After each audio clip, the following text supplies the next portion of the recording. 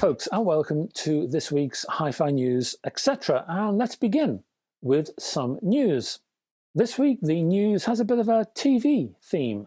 First up, we're going to look at Bang & Olufsen. Remember them, Bang & Olufsen? Well, they're back with the Biosound Theatre.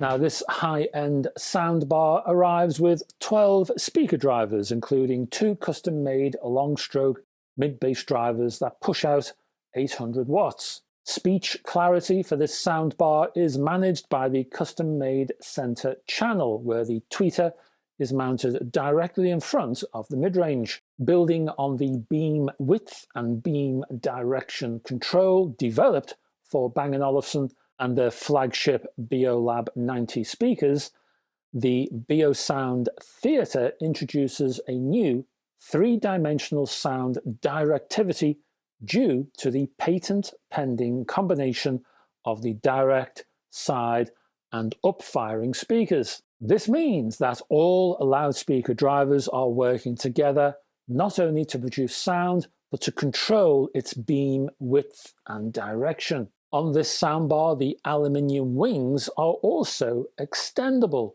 for those customers whose TV screens grow as they upgrade. The company stated, and I quote, "The Biosound Theatre interface bracket provides the possibility to dock almost any screen to this soundbar.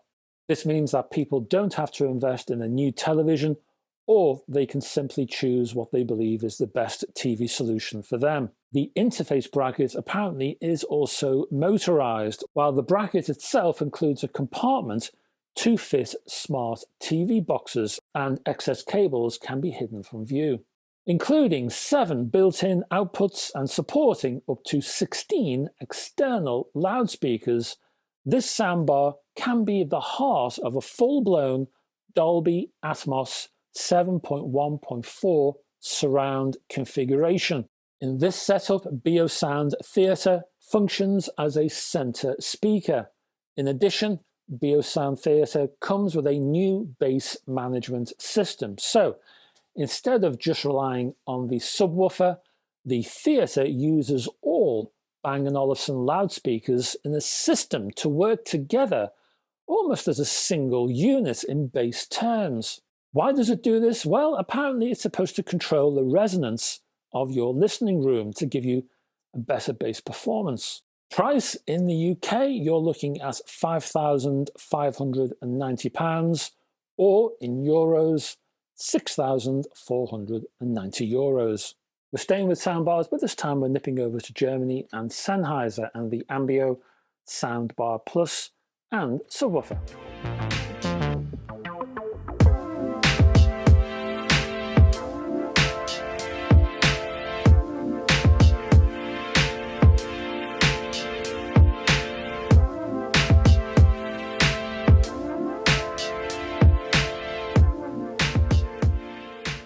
Now, Sennheiser is calling this one of the world's first 7.1.4 standalone soundbars. The Soundbar Plus offers a more compact design than earlier models, but with the same or very similar sound presentation. The Ambio self-calibration reads a room's acoustic properties and then positions 7 virtual speakers around the listener, plus 4 more overhead. The Soundbar Plus automatically adapts its sound to the content that's being played. But if that's not good enough, there are customizable presets in there, and they're available alongside an equalizer around the Smart Control app. The Ambio supports formats including Dolby Atmos, DTS-X, 360 Reality Audio, and MPEG-H. You can even up-mix stereo and 5.1 content. The Plus uses the Ambio OS platform. This enables multiple music streaming services such as Apple AirPlay 2, Spotify Connect, and Tidal Connect. It also works with the usual voice assistant accessories, things like Apple Siri, Alexa, and the like. An 8-inch mid-bass unit is also included, as is a 350 watt Class D amplifier. You can also hook up 4 subwoofers, and you can do that wirelessly. The Sennheiser Ambio Soundbar Plus costs £1,299 or €1,499. The subwoofer, that's priced at £599 or €699.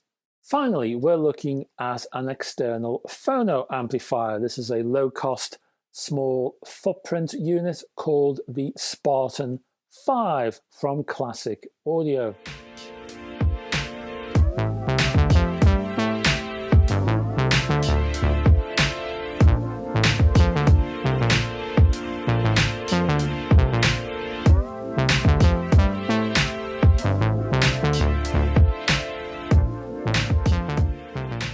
Now, as I say, this is a small footprint phono amplifier, and this includes a second order subsonic filter, a mono switch, and a split linear power supply. This is handmade in Kent in England, and speaking of hands, the Spartan includes hand-selected film capacitors to provide, says the company, a more accurate RIAA curve. That subsonic filter I mentioned has been integrated into the input coupling network, which is a first, says Classic Audio. The low noise, low distortion amplifier sits in an IC socket on a double-sided ground plane PCB. Unlike many designs at this price, says the company, a linear split power supply is used, not only taking the power transformer and its magnetic fields out of the enclosure, but also enhancing isolation. The upshot is low power consumption, exactly half of 1 watt. Price for this one is £150. If you want to check it out, there's a link below in the description. That's your news. Let's look at some viewer questions.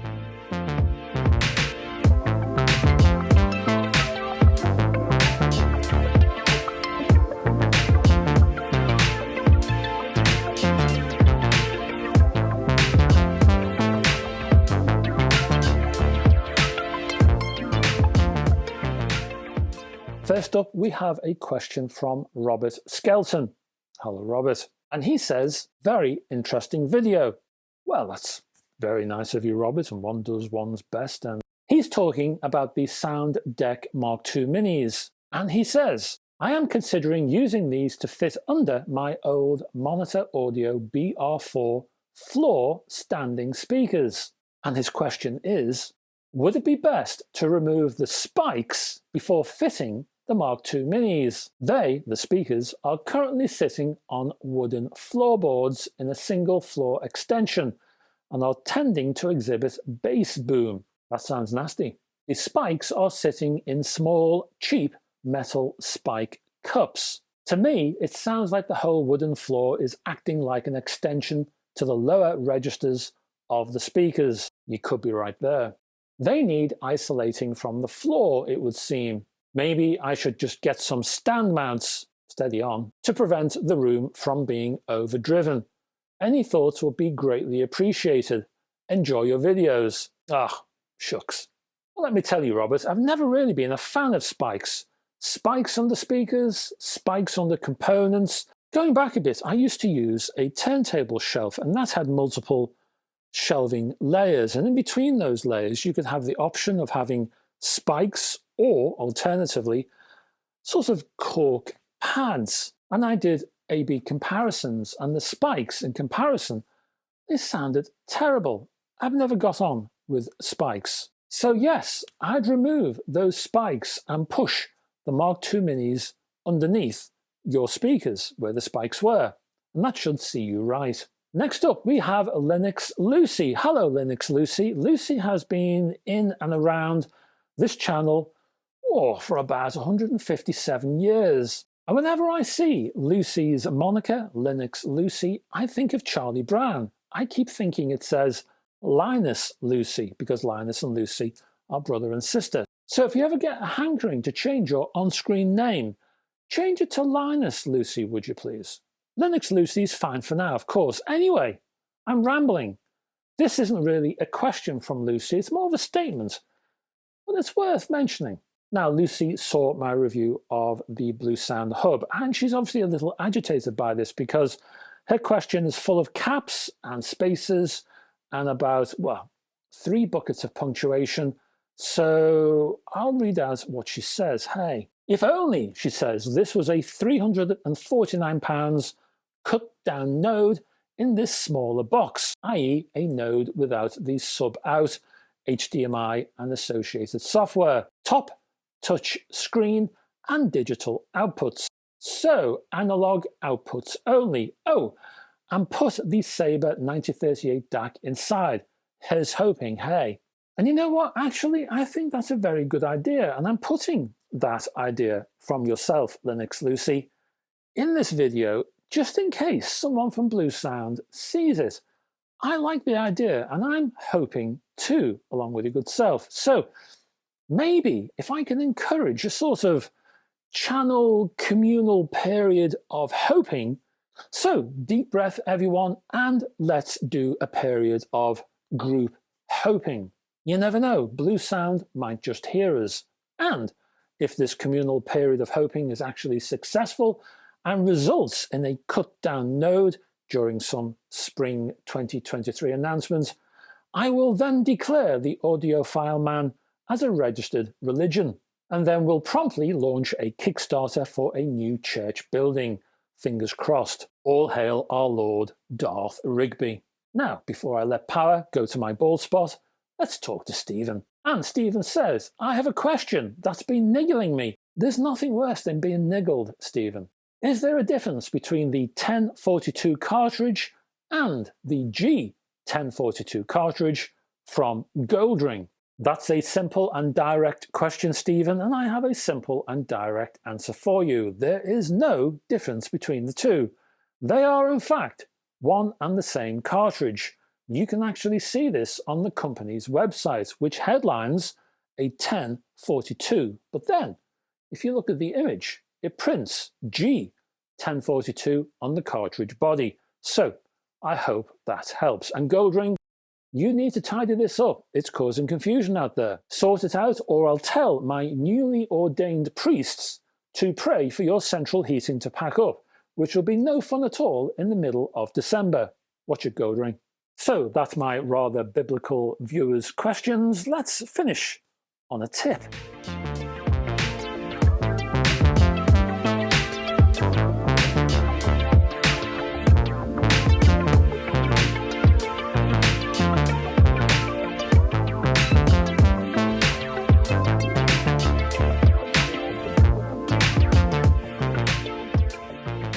Now, this hint, this tip is pretty simple, but it's often ignored, mainly because it's out of sight and thus out of mind.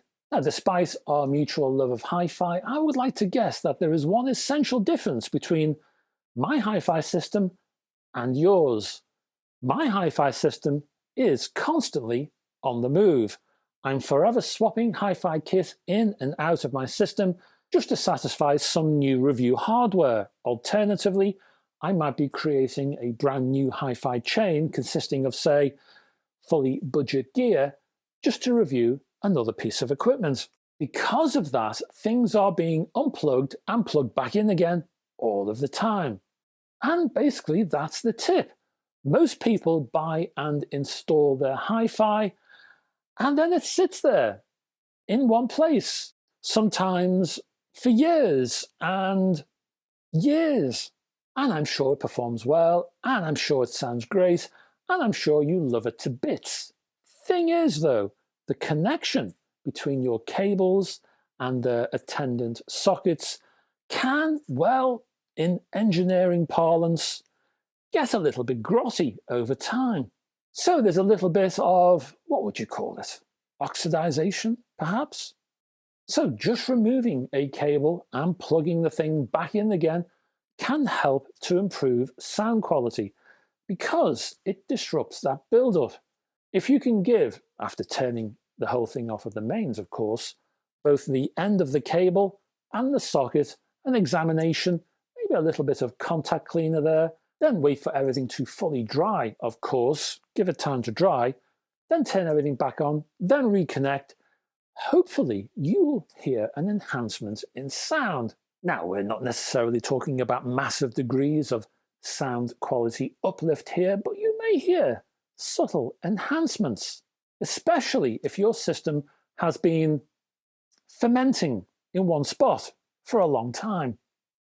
Give it a try. Let me know if you hear any improvements. And that's it, folks. That's HiFi news, etc.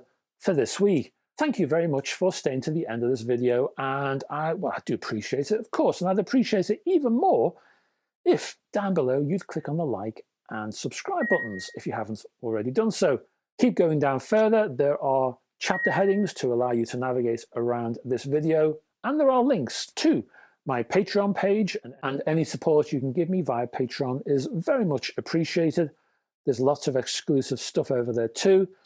There's exclusive stuff on my website too, so check out that link, and also my Facebook group, which you're welcome to join.